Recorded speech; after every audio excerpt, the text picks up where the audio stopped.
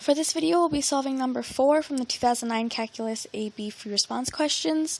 So this problem gives you a region R located in the first quadrant enclosed by two functions, y equals 2x and y equals x squared.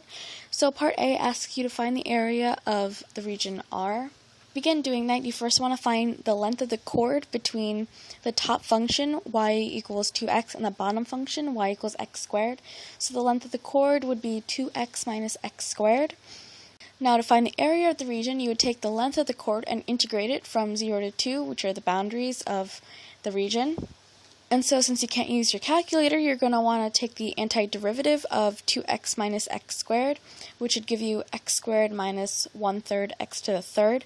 So first you would plug in 2 and then 0 into that function, and you would end up with 4/3 as your answer for the area of R.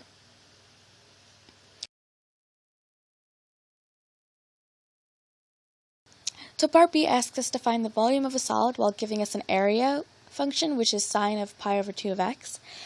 Since the problem already gives us the area, what we would do is integrate the area function from the boundaries 0 to 2.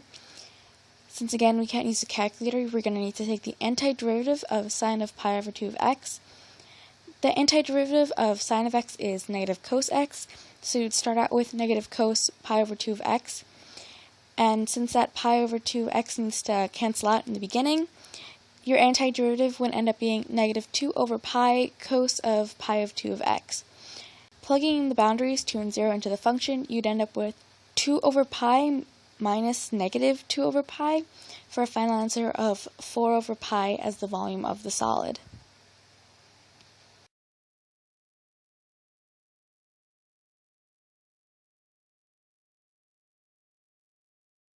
For part C, we have to write but not evaluate an integral expression for the volume of the solid using cross-sections that are perpendicular to the y-axis.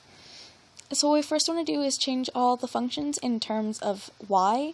So y equals 2x would become x equals y over 2, and then y equals x squared would become x equals the square root of y. So when you're trying to find the volume with cross-sections that are perpendicular to the y-axis, you'd use a chord that goes not from the top curve to the bottom curve, but from the right curve to the left curve. So your chord now is the square root of y minus y over 2. The problem states that the cross-sections are squares, so the area of that region would become the square root of y minus y over 2 squared.